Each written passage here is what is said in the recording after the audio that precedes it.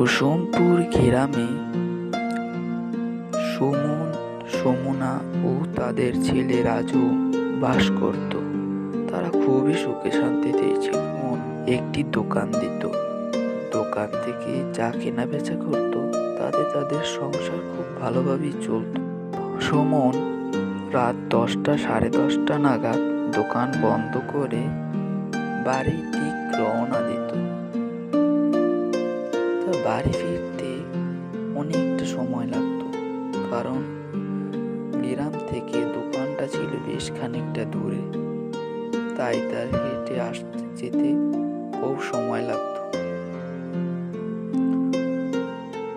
আরেকটা কথা বলে নিই, ভিডিওটি যদি ভালো লাগে তাহলে লাইক এবং সাবস্ক্রাইব করে দিবেন, যাতে আপনাদের কাছে আরো ভালো ভালো ভিডিও দিতে পারি।